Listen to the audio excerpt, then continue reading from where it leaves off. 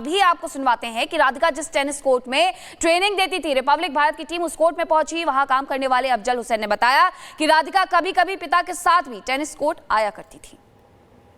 2 साल पहले तक राधिका जिस कोर्ट पे खेला करती थी, वहाँ के लोग हमारे साथ हैं। क्या नाम है आपका? अफजल हुसैन। अफजल, राधिका यहीं पे खेलती थी? हाँ जी। कब खेलती थी यहाँ पे? पहले मैंने सुना था बचपन में यही खेलती थी। अच्छा। और उसके बाद कहीं और खेलने लगी थी हाँ। फिर उसके बाद घर गई। हाँ। फिर उसके बाद फिर कोचिंग करवाने लग गया कोच। यहीं पर कोचिंग कराती थी या किसी और जगह पे? यहाँ पे करवा रही थी, फिर अब बीच में छोड़ दिया, अब आता ही नहीं था। हाँ। कब लास्ट टाइम कब आई थी? लास्ट टाइम वो नहीं पता मुझे। अच्छा, आप कब से हैं यहाँ पर? मैं 3 साल हुए मेरे। तो आपके यहाँ पे काम करते हैं या आप भी कोई स्पोर्ट्स खेलते हैं यहाँ पे? मैं काम करता हूँ। अच्छा। और अभी तो मैं थोड़ा बहुत अंदर कोच वहाँ पे बच्चों को संभालता हूँ कोर्ट के अंदर। अच्छा। टेनिस में। तो किस एज ग्रुप को सिखाती थी राधिका यहाँ पर? फर्स्ट कोर्ट में, ये जो कोर्ट अच्छा, है। जो पहला कोर्ट है, यहीं हाँ पर ही? हाँ। अच्छा, तो यहीं के लोग आते थे खेलने या बाहर से भी कुछ लोग आते थे? बाहर से भी आते थे। हाँ। राधिका से मिले हो आप इससे पहले कभी? हाँ। कैसी थी वो, मतलब? बहुत अच्छी थी। स्पोर्ट्स के बारे में क्या एनकरेज करती थी युवाओं को? हाँ, बताती थी कैसे खेलना है। हाँ। मैम बहुत अच्छी थी कि जैसे कोई कुत्ता को भी हो ना, बहुत अच्छी थी मैम। अच्छा, कभी उन्होंने बताया, कभी डिस्कस किया कि परिवार मना करता था कि कोचिंग मत करो? उनसे बात ये सब नहीं होती थी। हाँ। उनकी फैमिली भी आती थी यहाँ पे, वो फैमिली के साथ बात करते थे। हाँ। बस। कब तक लास्ट कब आई थी फिर भी वो? और नहीं पता मुझे आगे। तो ये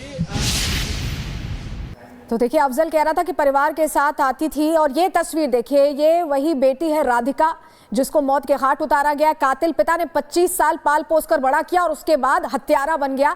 ये म्यूजिक वीडियो की तस्वीर है जिसमें आप राधिका को खुश देख पा रहे हैं। और कहा यह भी जा रहा है, देखिए एक तरफ तो ये कहा जा रहा है कि एकेडमी चला रही थी इसलिए नाराजगी थी, लेकिन एक खबर ये भी है कि इस तरह के म्यूजिक वीडियोस जो राधिका कर रही थी उसको लेकर पिता खुश नहीं थे और झूठी शान के लिए उन्होंने अपनी बेटी को मौत के घाट उतार दिया। जिस बेटी को 25 साल तक बड़ा किया, जो टेनिस स्टार बन गई, जिसने एकेडमी खोली, अपने पैरों पर खड़ी थी, उसको एक म्यूजिक वीडियो मात्र बनाने से मौत के घाट उतार दिया। बिल्कुल सही कहा आपने, क्योंकि इसे लेकर के हमारे सहयोगी जतिन लगातार जानकारी भी दे रहे थे कि सोशल मीडिया पर ज्यादा एक्टिव रहने की वजह से भी दीपक नाराज था। उसने बार बार अपनी बेटी को मना किया था, राधिका को मना किया था कि सोशल मीडिया पर ज्यादा एक्टिव ना रहे।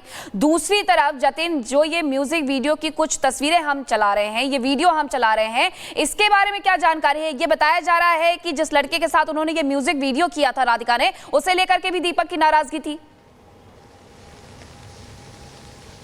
बिल्कुल, देखिए, और सबसे बड़ी बात यही निकलकर सामने आ रही है। तकरीबन 1 साल पहले का ये म्यूजिक वीडियो है, जो इन्वेस्टिगेशन में चीजें निकल रही है कि इसी म्यूजिक वीडियो के बाद से राधिका सोशल मीडिया पर बहुत ज्यादा एक्टिव रहने लगी और इसी बात से पिता जो दीपक थे वो बेहद नाराज चल रहे थे। मेरे पीछे आप ये पुलिस स्टेशन देख रहे हैं, देखिए सेक्टर 56 गुरुग्राम की पुलिस स्टेशन है। इसी पुलिस स्टेशन में FIR दर्ज की गई और इसी पुलिस स्टेशन के अंदर अभी दीपक मौजूद है। आरोपी जो पिता है वो इसी पुलिस स्टेशन के अंदर मौजूद है और संभवतः यहीं से इस पूरे केस की जो इन्वेस्टिगेशन है वो की जा रही है। एक तरफ दीपक से इसी पुलिस स्टेशन के अंदर पूछताछ की जा रही है, तो दूसरी तरफ जो उसका भाई है, जो इस पूरे मामले में कंप्लेनेंट भी है और नीचे वो रहता था, जिसने सब कुछ देखा, मौके क्राइम पर खून से लथपथ राधिका को देखा, टेबल पे रखी हुई जो गन है उसको देखा, अस्पताल ले जाने वाला उसका छोटा भाई था, उससे भी इसी पुलिस स्टेशन के अंदर अभी पूछताछ की जा रही है। हालांकि पूछताछ दोनों से इस लिहाज से की जा रही है कि बैकग्राउंड के बारे में पुलिस को क्लैरिटी मिल सके, क्योंकि लगातार जो स्टेटमेंट है वो दीपक की तरफ से बदले जा रहे हैं। पहले वो बोल रहा है कि सोशल मीडिया पे बहुत ज्यादा एक्टिव थी, इस वजह से उसको गुस्सा है, उसने गोली चला दी। फिर जब उससे दूसरे सवाल पूछे जा रहे हैं तो वो दूसरा रीजन बता देता है।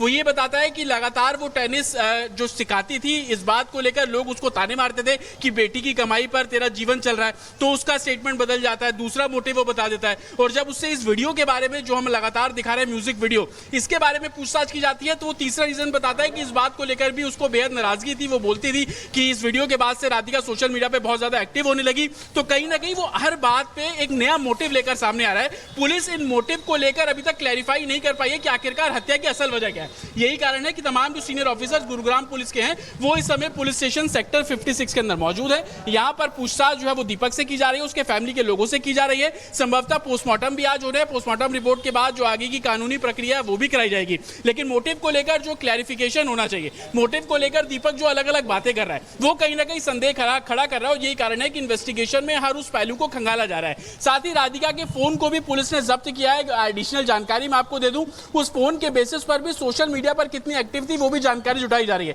हालांकि सोर्सेज ये भी बता रहे हैं कि हत्या के बाद से राधिका का जो सोशल मीडिया अकाउंट था उसको डीएक्टिवेट कर दिया गया। हालांकि पुलिस की तरफ से ऑफिशियली इसको लेकर कोई जानकारी अभी तक नहीं दी गई है। अगर ऐसा किया गया है कि सोशल मीडिया अकाउंट डिलीट किया गया तो कहीं ना कहीं कॉन्स्पिरेसी की ओर इशारा जाता है। अब से कुछ देर में जब ऑफिशियल सामने आएंगे तो उनसे हम सोशल मीडिया अकाउंट को लेकर क्लैरिटी भी मांगेंगे। तो कहीं ना कहीं दीपक जो कि इस पूरे मामले में आरोपी है, उससे पूछताछ में अलग अलग मोटिव के बारे में वो जिक्र कर रहा है और पूरी टाइमलाइन को जब आप देखेंगे तो एक बड़ी कॉन्स्पिरेसी की ओर इशारा इस पूरे केस में होता हुआ नजर आ रहा है। जतिन, ये बात गले से नीचे नहीं उतर रही है कि सिर्फ अकेडमी खोलने को लेकर इतनी नाराजगी हो सकती है कि ऐसे मौत के घाट उतार दिया जाए, रिवॉल्वर से दनादन फायरिंग कर दी जाए। ये गले के नीचे उतर भी नहीं रही है बात, ये कहानी कुछ और ही लग रही है।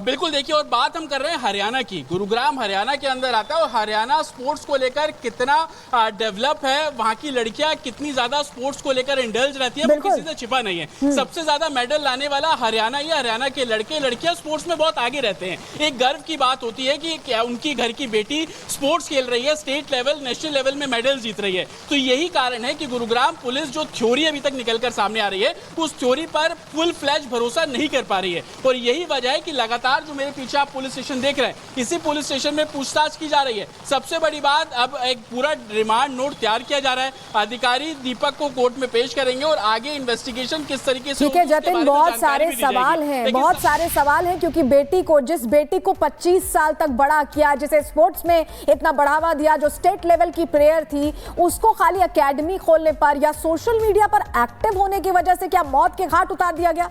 जांच में खुलासा होगा। इसी से जुड़ी रिपोर्ट दिखा रहे हैं दर्शकों।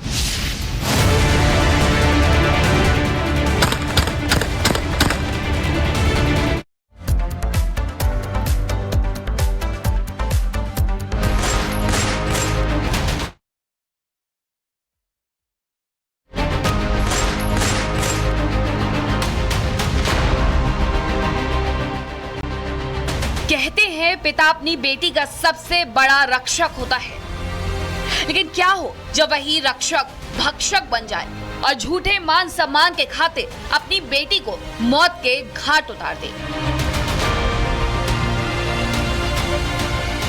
ये दिल दहला देने वाली वारदात गुरुग्राम के एक पॉश इलाके से सामने आई है, जहां अपनी बेटी का एकेडमी खोलना एक पिता को इतना नागवार गुजरा कि उसके सिर पर खून सवार हो गया और फिर उसने अपनी ही बेटी को गोलियों से भून डाला।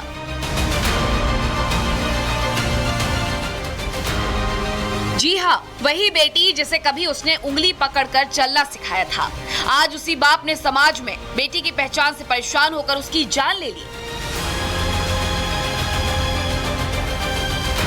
मामला गुरुग्राम के सुशांत लोक का है, जहां एक बेटी को उसी के पिता ने मौत के घाट उतार दिया। मृतिका राधिका यादव एक होनहार टेनिस प्लेयर थी और वो अंतर्राष्ट्रीय स्तर पर भी भारत का प्रतिनिधित्व कर चुकी थी। लेकिन कंधे में चोट लगने के बाद राधिका ने खेल से किनारा करके टेनिस एकेडमी खोली थी, लेकिन यही एकेडमी उसके लिए मौत का मैदान बन गई। ये वारदात सुबह करीब 10:30 बजे हुई, जब एक के बाद एक 3 गोलियों की आवाज से घर कांप उठा। आरोपी दीपक यादव के भाई ने पुलिस को बताया कि वारदात के समय घर पर राधिका के अलावा उसके पिता और मां मौजूद थी। जब उसने गोली चलने की आवाज सुनी और वो मौका वारदात पर पहुंचा तो उसने देखा कि राधिका खून से लथपथ पड़ी हुई थी और कमरे की मेज पर रिवॉल्वर पड़ी है। आनन फानन में राधिका को अस्पताल पहुंचाया गया, लेकिन तब तक वो दम तोड़ चुकी थी।